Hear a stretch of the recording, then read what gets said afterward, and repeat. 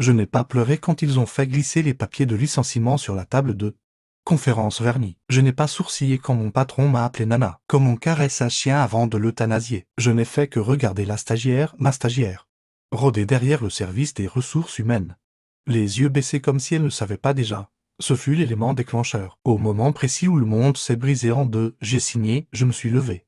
J'ai fait mes valises et je suis sorti. Le silence fut ma dernière marque de courtoisie envers eux. Ils ont pris cela pour une défaite. Ils l'ont toujours fait à l'époque, quand tout a commencé, elle était arrivée timide. Les manches trop longues, la voix trop douce, un chaton errant en tenue de bureau. Puis-je m'asseoir ici? Elle l'avait murmuré le premier jour, serrant un cahier comme un bouclier. J'avais souri. Vous l'êtes déjà? Elle a appris vite, trop vite, peut-être, mais j'en étais fier. Mon Dieu, c'est ça qui est humiliant. Je lui ai tout appris. Les systèmes, les clients.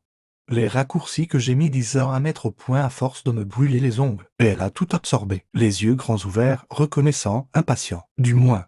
C'est ce que je croyais. Le premier panneau était petit, un courriel transféré qu'elle m'a envoyé. Par erreur, un lien entre elle et mon patron. Elle est restée attachée aux vieilles méthodes. Je peux apporter un regard neuf. Méthodes anciennes, frais. Mes empreintes digitales séchaient encore sur chacune des compétences dont elle se vantait. Le deuxième panneau n'était pas petit du tout. Mon nom a été retiré d'un projet majeur que j'ai réalisé. Son nom est apparu en tête d'affiche comme si je n'avais jamais existé. Aucune explication, aucune surveillance. Juste la disparition silencieuse d'une femme qui a mis trop de temps à apprendre. Ce n'est pas parce qu'on vous appelle mentor que c'est vraiment le cas. Mais je n'ai pas réagi. Les personnes coupables recherchent une réaction. Au lieu de cela, j'ai observé, écouté, documenté et attendu qu'ils m'ont licencié.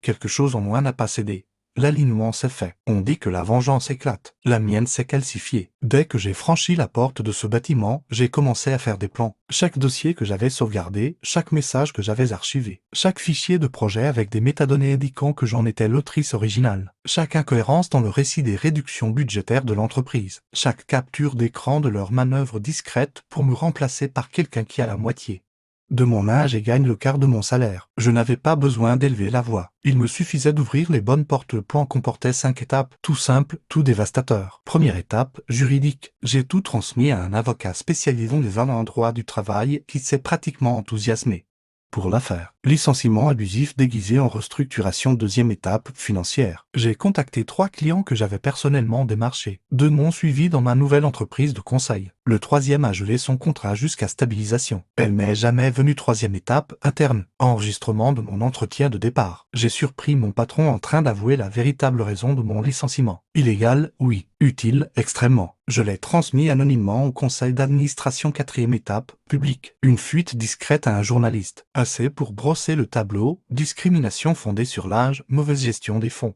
Remplacement des cadres par des stagiaires non rémunérés. L'histoire a pris 5e étape, personnelle pour elle, la stagiaire. Je n'ai pas ruiné sa carrière. Je n'avais pas besoin. J'ai simplement transmis ses courriels, dénigrement des employés, moquerie sur les clients.